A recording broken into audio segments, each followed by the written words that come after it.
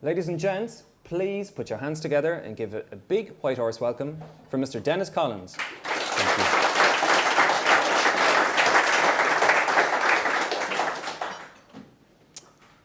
Denis Collins, a man who I've come across in the last year or two wearing many hats. Tell us, Denis, who exactly are you? Oof, give me a minute to think about that. So I'll stall for a second. Okay. And I'll say, first of all, it's an honor to be here, and thank you very much. And I also want to compliment the speakers this evening. Incredible stuff and very interesting and well done. Who am I? Husband and father, I suppose, first of all. If I was to try to categorize myself, probably a realist with idealist tendencies. Okay, Layered on top of a little New York brashness that's good. with a sprinkle of Cork rebelliousness. Wow, that's a nice mix. Yeah, okay. So you, at least I've got to know of you and latterly got to know you through your stewardship of IT at Cork. But can you tell us about some of the other things that you're involved in right now? What keeps you busy? Currently, on the professional front, I took early retirement from IBM a couple of months back. Had a long career with them, 28 years, and had a variety of, I'm sure we'll delve into that a little bit, a variety of opportunity there, and terrific career.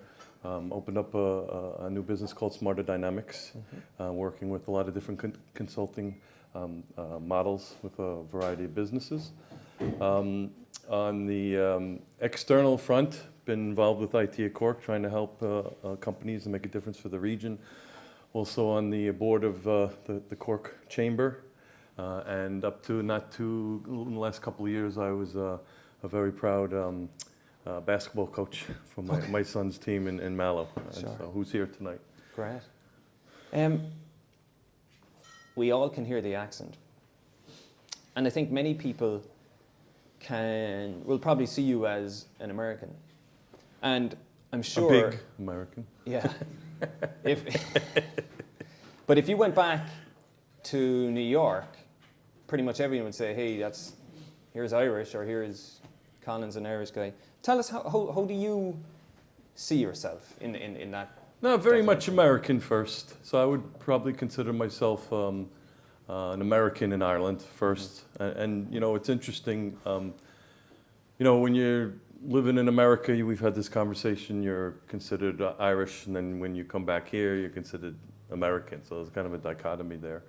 But I would very much consider myself an American living here, though having been here a while and having gone back a lot over the years, back and forth. I came here as a kid into West Cork quite often, and then always had a house here in North Cork. So I kind of knew the area, knew it, but you don't really know a place till you live in it. Because you have a lot of people, you know, whether they were raised in England or raised in America and have Irish parents, and you go back and forth quite often.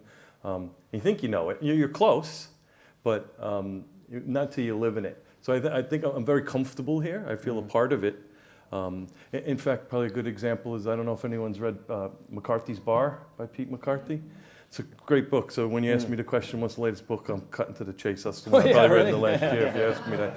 But fantastic, and very witty guy, very funny, great read. Probably one of the top 10 books I've ever read. Like, and tells a great story, Helen. Yeah. And but he also has, I think, one of the parents English, one is Irish, but came back to Dunmanway or somewhere in West Cork. And so he's really got the understanding of it, but he's just maybe that half a step removed, and that's probably be a probably good analogy for me, using the Pete McCarthy thing. Yeah. If that makes sense. You know, as you were saying that, it struck me to talk about the differences between New York and North Cork, but actually a more interesting question might be, what are the similarities between North Cork and the Bronx? You know, the Bronx, when I grew up, was great. I had a great childhood. You know, it was probably similar to Kilburn or Cricklewood type of area, maybe 30 years ago or whatever. But we growing up there, we very much had the ethos of family, parish, country. And if you kind of lived with that type of thought process and how you behaved and how you acted and worked, you generally succeeded or came out on top or had a pleasant experience. It doesn't always work. Yeah. So I find in Ireland in general, but in North Cork where I am now, there's very similar, there's a lot of similarities there, very community driven. You know, sometimes if you're on top, it's not the best. So sometimes a little bit of people want to bring you down, but when things are tough, there's no better place, and people want to kind of help you out. So I'd say that's a very strong similarity. Yeah. So tell us, how was it that you were born in the Bronx? Tell us about your parents and your ancestors and so on. And So what kind of mix was that like? Born, raised in the Bronx. Immigrant parents. My mother was from Canada. My father was from Ireland. 3 sisters, Kathleen, Mary, and Eileen. So kind of traditional names. My parents immigrated there and settled in the Bronx in St. Philip Neri Parish, and went from there. Okay. Similar story to a lot of people where they went to England, Australia, or America, Sure. New York. Sure. And tell us about growing up there. Did you feel conscious of your immigrant status, or was that really the norm? Where we were, it was the norm. Yeah. It was kind of when you got a little bit older and you started going to other areas, you would be like, oh, this is America. Yeah. You know what I mean? Yeah. But the neighborhood was primarily Irish and Italian, very Catholic. There probably would have been differences between even those. They're living in separate, going to school together, but living in separate neighborhoods within the parish kind of thing. But not till you got older would you really more acknowledge that or be aware of it. Really. And talk to us about school. Were you a good kid in school, or were you a messer? Ish. Yeah. I'd say I wasn't the best student. I'd say even throughout my whole academic career. I did reasonably well. I wouldn't say I was the brightest kid in the class, but it was great schooling systems. I went to Catholic school primarily, and it was tough. It was very strict, but it served us and me well for adulthood, having a sense of discipline and sense of fair play. And there's a downside to all of that, which a lot of people can get into. But from a positive standpoint, to give you a sense of fair play, think about the community, think about doing the right thing, and try to apply that in the business world. Yeah. So what about the business world? When you were growing up as a boy, what kind of things did you dream about becoming when you grew up? So I wanted to be a cop. Okay. I wanted to be an NYPD. I wanted to be a policeman. Nothing better. That's what I wanted to be. So that was my dream for many, many years. And I took the test actually for the NYPD, and I went through a majority of that process. But then I also had gotten some working for IBM and working in the computer room and pulling cables. Started from the bottom and worked in the mail room and worked my way up and all. And I got a sense of technology and what it could do, and things were starting to kind of take off then in the late '80s and into the '90s. So my passion kind of got inspired, and so I went in that direction. Yeah, I know certainly in the summer it's more than hot enough, but when you were 12 years old on September, whatever it was, 19, whatever, were you wearing short pants? Can you remember on that day? I need help here, guys. I don't know where to go with this There's one. no catch. No, because I saw you fiddling earlier, so I don't know where you're going with this. So, here's the deal. So, here's that 12-year-old kid sitting in his short pants, sitting on the sidewalk. What kind of stuff would you say to him now, knowing what was ahead of him? Maybe not as much 12, maybe a bit older, right? Because 12 I was probably still playing stickball and whatever on the block and whatever. I probably would tell a little bit older person, or even the young man, don't be in such a hurry. I think I was very driven when I was younger, wanted to be successful, wanted to, create wealth and make things happen, which stimulates me getting results for a lot of different things, not just for business. But I'd probably say slow down, smell the roses a little bit. There's a lot more to life, and you'll get there. Just, take a minute and smell the roses a bit. I probably would tell them. Have you been smelling roses in recent years? Yeah, I have. Have you? I have. Still work hard, but in recent years have said, work-life balance is important. Still got to be successful. Still got to work hard. I mean, I put in a lot of hours over the years to try and be successful. But there's definitely a balance to it all. Yeah, fair play to you. So when you look at what you're doing today in this, let's say, post-corporate existence that you're in now, what's kind of important to you? My family, that's been a constant, so that's not any new thing. Very proud of all my children, proud of my wife, who's a intensive care nurse in CUH, and I've seen her in action a few times in my life, and the first responders are the real heroes in this world, on the great things that they do, and I admire them, what they accomplish. So I get also a great sense of accomplishment with some of in recent years where maybe we've had a little more time or influence to try and make things happen with a lot of the objectives that we've been involved with the European Tech Cluster along CSR stuff, working with a variety of, whether it be charities or social change to make a difference. So since even the post, I've kind of really kept probably the same amount of focus, but I think I'm just enjoying it a lot more because maybe I have a little bit more time. Yeah. You're smelling more roses. Yeah. But so, you are visible a lot in the media. You're definitely visible in the business world, kind of banging a drum for the tech industry and also the region. So where do you see all that going right now? I mean, you've been involved in this for a while. What's your vision for what's coming on? For the Cork region, for industry, more of a macro? So let's start with that kind of tech game, and where do you see it evolve? So the first thing that we started several years ago to make a difference for the region was to create a story, but also create collaborative leadership. And we did it in a very prescriptive way. And the first thing to do was to create a vision. And the vision, and which is also your elevator pitch, kind of when someone says, what are you up to, was to create an industry-led movement, coalition of the willing, as it were, that successfully integrated government, public sector, and academia to drive social, commercial, and academic results. So that was the broad vision.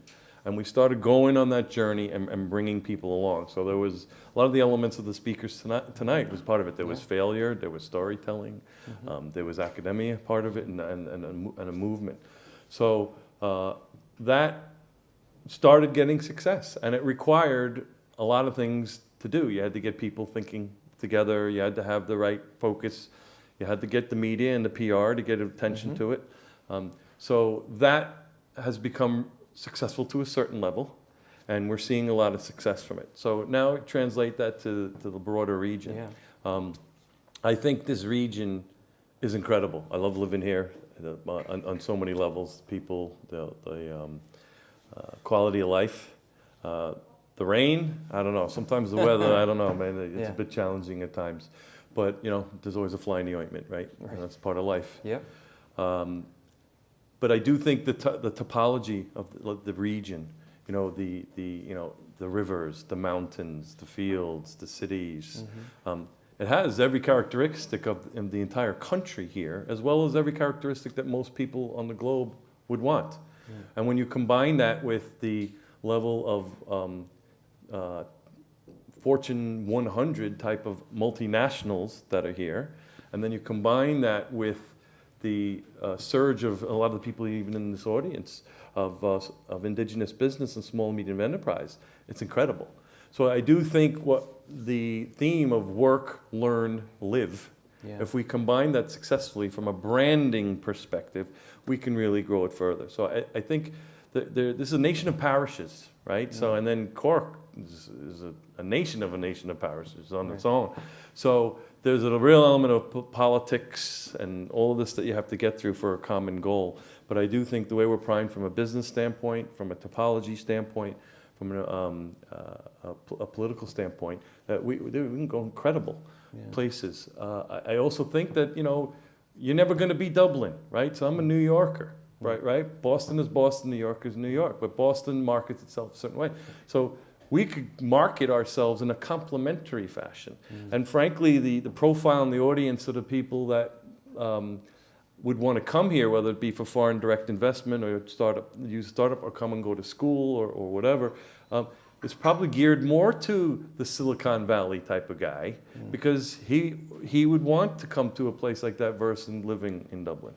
So both areas have tremendous things to offer. And it's important messaging that it's a complementary strategy.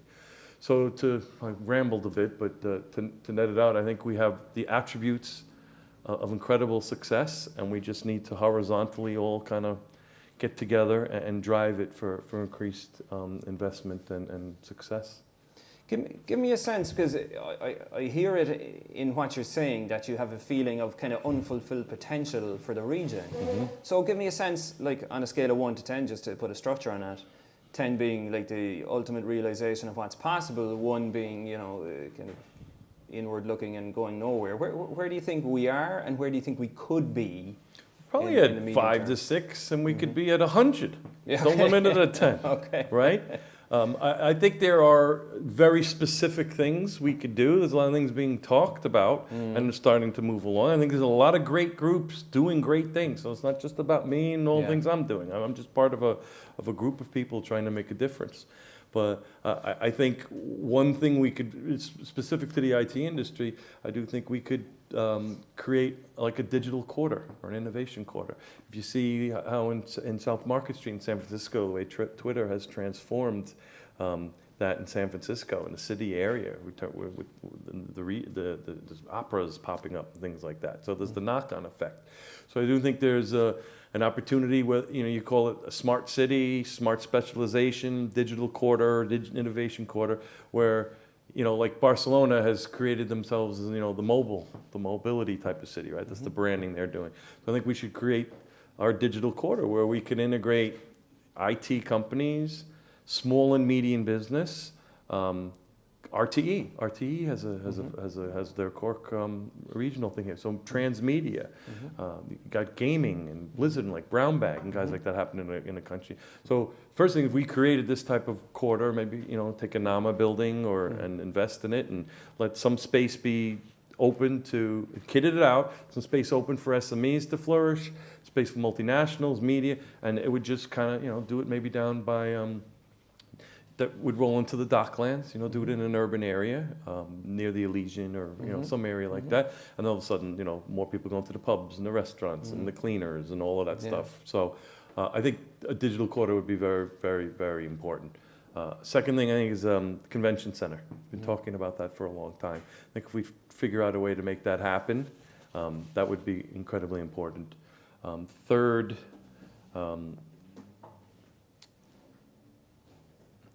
Probably maybe tier 1 data center space, which we're challenged in with a bit to get kind of the big companies to kind of come in to bolster overall that. So I think if we did that, we'd be having a balanced approach of bringing in industries that would grow, helping small and medium business grow. So you'd have the FDI and the SMEs going up, and then having a convention center would be a draw for all non-industry. You have Elton John or whatever, have a concert. Actually, the last thing, which I didn't mention, I think is important, is also the airport. We need to figure out a way. I know there's a huge amount of debt and there's structures with Dublin and all that, but where we get transatlantic flights, it's New York, Boston, San Francisco, whatever, start, as well as Cork-Dublin route, as well as some key across Europe.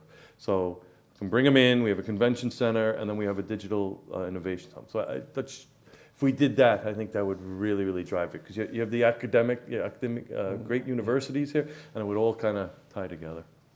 So you're kind of painting, you're blending an awful lot of progress that has been made in recent years with some projects that are ongoing or possible.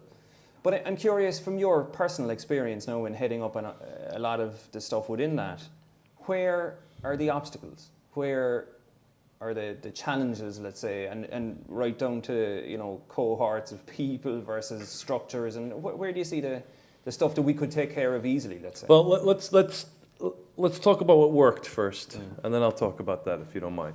So we have followed, and I have followed, a very prescriptive model to get the level of success that we've had. And again, I don't want to be overselling how great we've got some good stuff going, and a lot of people doing good stuff. So I want to make sure I'm being humble enough about that, not talking too big. But when dealing with people, 3 very focused streams sitting down. First, if there's something we're trying to accomplish, we have a conversation about that. And sometimes it's people bringing an idea forward and we're working on it, or sometimes we're trying to go move something out amongst the region.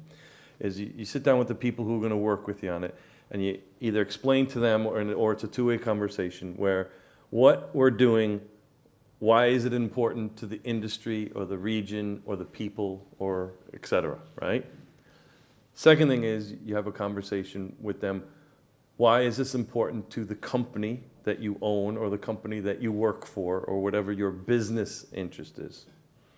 And then the third thing is you have the conversation, what's in it for you? You've already described what you're up to, what's in it for when they're looking at you at that point.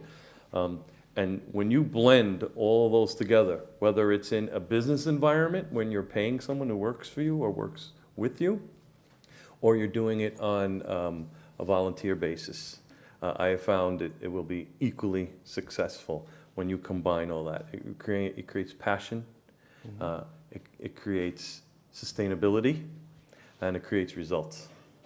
So that's what's working, okay? The inhibitors quite often, like in anything, is people don't like change, right? So you have to kind of work through that natural human behavior. Number 2, as Tip O'Neill said, all politics is local, right? So there's an angle of different people have different interests, which is important. That's what makes the world go around. So you need to crack that code with those 3 prescriptive streams. Funding is very important, trying to get things done. Those probably the 3, I would say, the 3 main inhibitors to get things accomplished. How easier is it? Because people say this all the time, and in fact it goes out in the business world. You can get great access to the political system here, and it's, you know, it's a selling point to companies that are investing in Ireland by the week. What's your direct experience on that topic compared to your experience in the US? Let's say? I think it's very true. It is a very strong selling proposition for the country and the region. You can, wouldn't say sometimes it's not very easily, but fairly easily get to the right person, whether it be through the IDA or Enterprise Ireland, who I do think do a fantastic job for the country. Getting to the right minister, things of that nature, public sector people. And I do think on average, there's a very strong willingness to help if you have the right story, have the right proposition. People are focused on it. So I think it does exist, and it's a very strong proposition for the country. We often hear, and I see a lot of it online in social media channels, people kind of commenting, a lot of a bit cynical, a bit negative at times about or oh, there they go again doing that or whatever. And I'm sure you come across that kind of negativity, let's call it that. But what's your personal response to stuff like that? Do you tend to just just ignore it, or do you tend to engage with that kind of stuff? Now I'll ask you the question. Give me more. Where are you going? Name names. Just maybe ask the question again. No, so it's like any initiative or anything that seems to be presented, there are always a certain percentage of people that, for maybe entirely valid reasons or whatever, So the reasons, negativity, will start begrudgery, challenging it, or will start kind of criticizing people involved. And I'm sure anyone, as you've explained, anyone trying to initiate change will always meet resistance in different forms. But what's your typical response to it? Is it to take it on, or just to kind of work so around my it? first comment on that is I do find there's probably a higher propensity for that here than in the States. I think people are probably a little more positive for things sometimes, and maybe sometimes it might be too much, right? So there's probably a balance in between the two. But you do find that, and the begrudgery to sometimes, just to be straight, it can be challenging. Probably everybody here has heard it, so if I repeating something you heard, my apologies in advance, but I don't know if it was Bono or somebody who was saying the difference between America and Ireland is when you're looking at the guy with the big house at the top of the hill, and in America they say one day I'm going to be that guy, and in Ireland they say one day I'm going to get that. Right, you know? yeah. So I have found that, and it depends. I mean, there's multiple leadership styles that you have to engage in to try to be a successful leader, and you use them at different times. Sometimes people just don't understand what you're trying to do, and then that's your fault for not communicating effectively, or you haven't engaged in that three-stream conversation because you've either been too busy or whatever. So you really you got to be patient, and the guy looking back 20 years ago, 25 years ago, probably would have been more bullheaded and gone right at it. But the older I get, the more I realize like in baseball, you need to have multiple pitches, or in cricket or googly or whatever. Yeah. So sometimes you got to have a fastball, sometimes you have a curveball, sometimes you have a changeup. So you have to work with different people in different ways. So I would address it head on, but head on might be around the back door. So head on is probably the wrong way to explain it, kind of depends. And then sometimes there's people you just say tough, and you ignore them, or you just powder through, because you're never going to get anything done if you're worried about everybody. Right. So you just make sure you try to engage all the right people, you be professional, you be honest, you have integrity, you bring your story and your vision together through those three streams. Again, it's in a business environment or in a volunteer social environment. And sometimes it's just like, sorry, we don't agree, but we're still friends, but I'm moving on. Okay. You talked there about leadership style, and I'm curious, you probably have learned a lot from working with a lot of good people, both in the region here and also in your IBM career. Mm-hmm. What would those people who've worked with you describe as your leadership style? What was different about you? Something you might not want to hear. All right. Maybe we do. I'd say collaborative. Okay. One of the most there's a lot of skills you need to have to work in a multinational, but one of the most important skills is collaborative influence, which is a fancy way to say how do you have people that don't work with you partner with you and do things with you. So that I would say collaborative. I would also probably say pace setter. Okay. That's probably, and even years ago I was very driven and maybe even too pushy at times. I've learned to hone that a little better with just a bit of wisdom and age, and probably failing and getting beat up and not getting something done. You say, what did I do wrong here? Yeah. So, but primarily probably a collaborative, a good communicator, good with putting vision and messaging together to get a result, driving in a collaborative fashion, but a pace setter. Like I will push and move things along at times faster than they should be, but to move it along. So that would probably be what people would say. That pace setting thing is interesting, because one of the phrases, or the way you described your IBM thing, and we'll talk about that in a minute, was this concept of early retirement. Okay. But do you ever see yourself retiring entirely from being engaged in activity like this? Probably not. Yeah. I do enjoy. I it's an old phrase, but I'm a people person. Right. I like being out there, meeting people, doing things, getting things done. results oriented. Love to get, Okay. you know, whatever the result is. So probably not. I probably think I'll always have my finger in doing something. And a few pies. Yeah. Yeah. There's some good pies around. Even my son or some of the kids say, which I have gotten better, and I do hill walking and some of that, but like, Dad, Sure. you got to get a hobby. Oh, really? You know, like they're always. Well, the other thing they said to me tonight, I'm going on a tangent a little bit. I won't say which kid said it, and they were like, "What are you doing tonight?" And I'm like, "Oh, nothing." And what is it? They're asking your opinion, and then they're like, "Why? Why do they want you?" Yeah. You know, and it's the best thing with kids. They keep you grounded. They You know, really they're do. like, they don't get it, but Yeah. Yeah. so, but I think I'll stay active. Yeah. Yeah. So talk us through some of the factors that led you to, which is a huge decision this year, to, did you say 28 years you were involved with IBM? To kind of move from that world into this new phase that you're in. What kind of stuff? You know, it's been on evolved my there? mind for years, and it was I've been kind of planning it a little bit, and the right moment came along for some external opportunities, as well as there was probably an element of some opportunities coming open with my company to go back to the States, and that probably wasn't on the cards. And family is happily settled here, and this is where we're committing our life at this time. So putting that all together, opportunity plus life cycle plus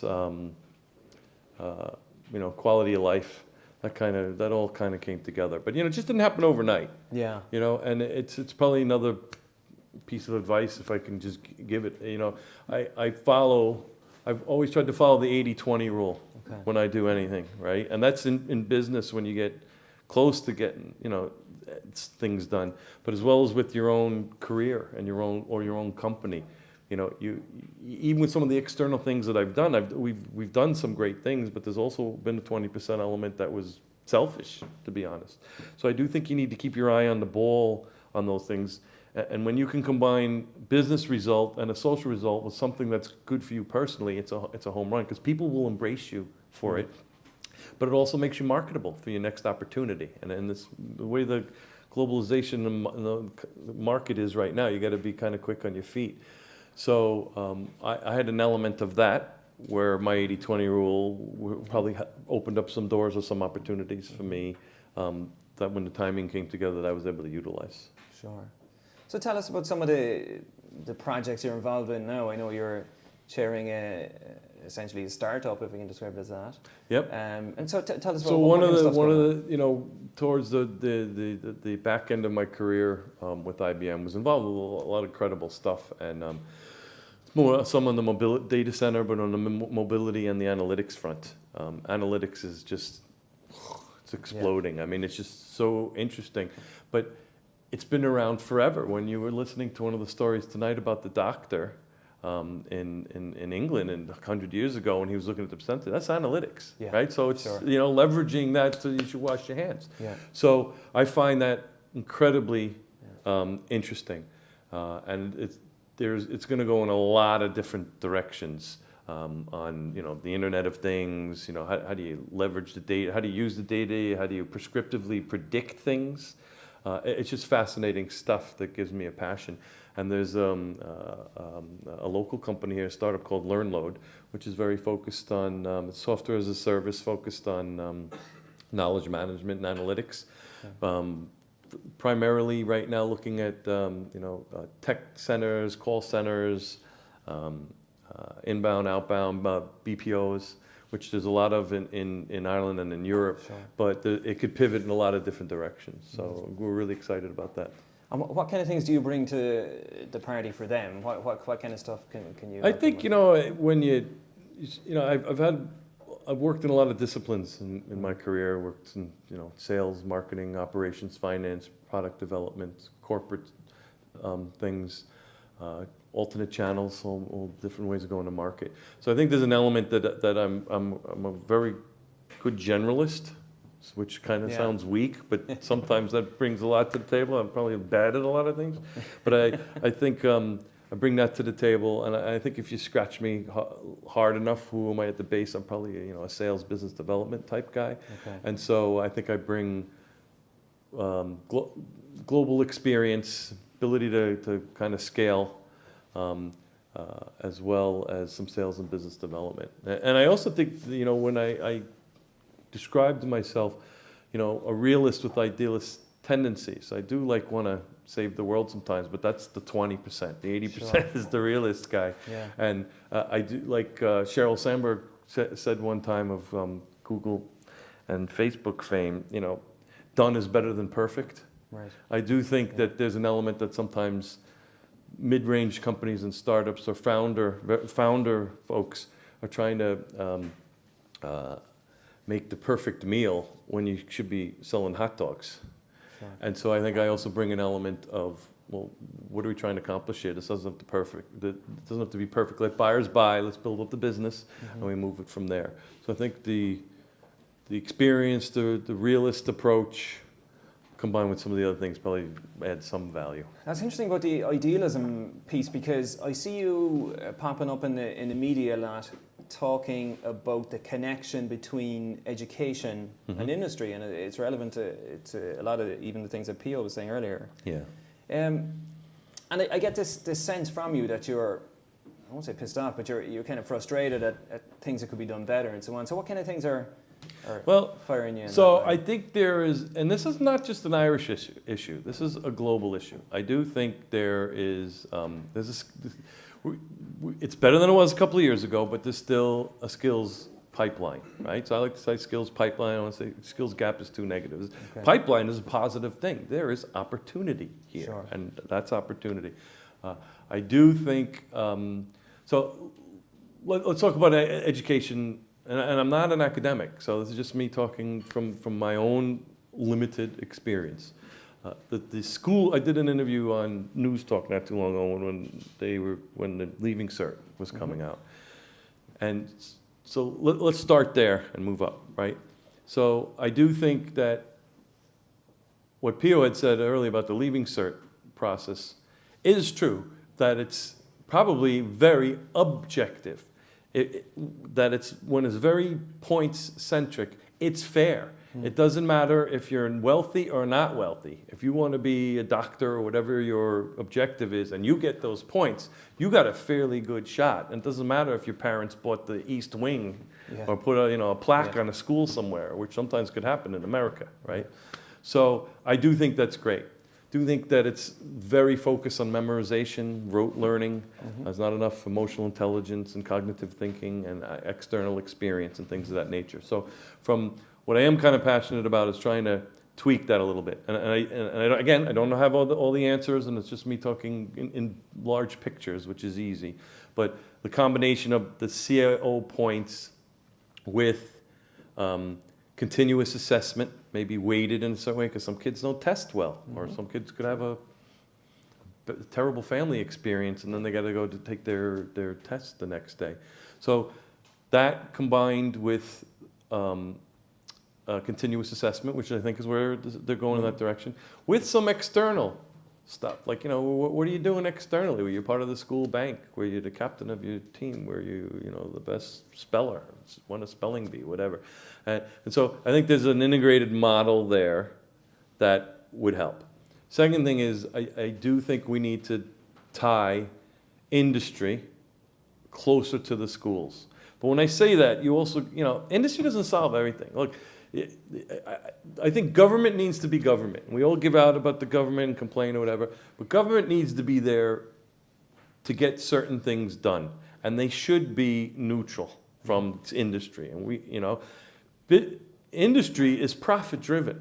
If you're not making money, you're not doing your job, right? That's all it is. You're making profit and money, right? And then the extra stuff, the CSR stuff, and all that comes from that. But that's day one.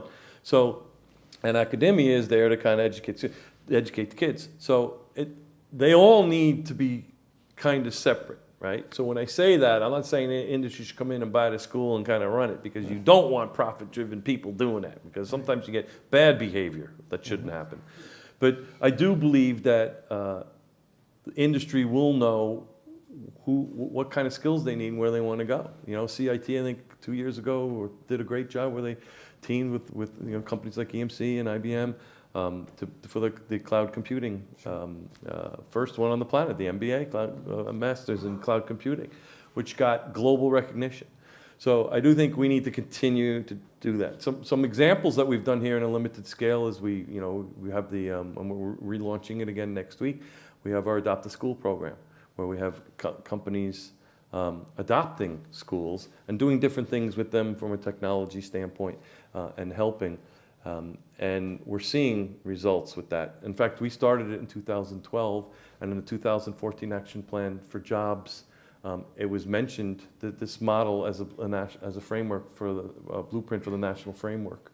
So that can help. I do also, and again, this isn't like to give a laundry list of all the great things we're doing, just to give examples on how we need to do more of this type of stuff. We're going to deploy something called Smartest Placements in the autumn, where we're going to place 100 transition year young women into IT companies for a week.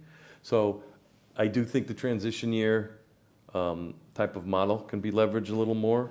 I do think industry should be working together, helping develop stuff.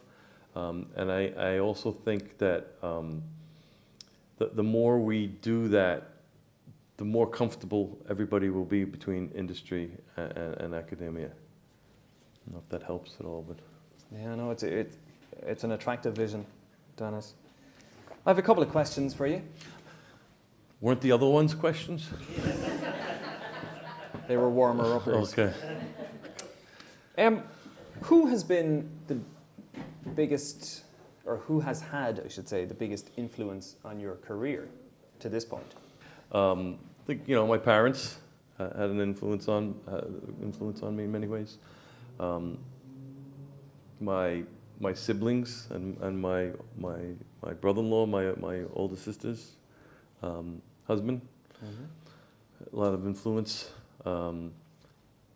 I had a senior executive within the company who was my mentor for many years. That helped me very much, which is very important for a lot of people too. I'd also say is get a mentor, whether it be in a company or whatever, someone you could talk to that has experience that you don't, and don't be bashful about asking people who have skills you don't, because that's what you really want. You don't want people who have your skills. The older I got, the better I got at that. I think in recent years, a guy named Bob Savage from EMC. He was voted most trusted manager there, about the leader, executive, about 2 years ago. When we started this vision of the tech cluster and how we can make a difference in the region, I was, thick into IBM and, in the media and branding and driving a global and pan-Europe strategy and team, and sat down with him, and when we were very strong competitors. And, I'm big into co-opetition in the global market. Sometimes you're the enemy, sometimes you're not. You got to find a way, sometimes you're partnering with someone you're selling against next week, and you got to figure out how to do all that. And I admire how he embraced, how he got that it was right for the region, how he got it was good for industry, and he understood how it would also be good for his own company and as well as the country. And we figured out a way to and there's many leaders like that, but he's one that, as well as a lot on his team that. Have been significant influence to me and made a very, very positive impression. Great to hear it. I wish we had more time, but our time has come. So I have one final question, and it is without doubt, or at least I think it's probably the hardest one you'll have to answer tonight. If you could only pick one. Is this the superhero thing they were talking about? No. Somebody was telling me something about, Superman said they put a cape on you, or Naomi, right, or something. No, not this time. If you could only pick one, would you pick Cork winning the All-Ireland or the Yankees winning the World Series? Oh, come on, that's not fair. I know, that's why I'm asking you. Both. Sure you answer that. That's not okay. Come on, I'm going to put you under pressure. You got to give me something better than that. Why How about this? How about if I paraphrase John F. Kennedy and say that I would root for the Yankees and pray for Cork? Ladies and gents, Cooler Boss for Denis Collins. Thank you.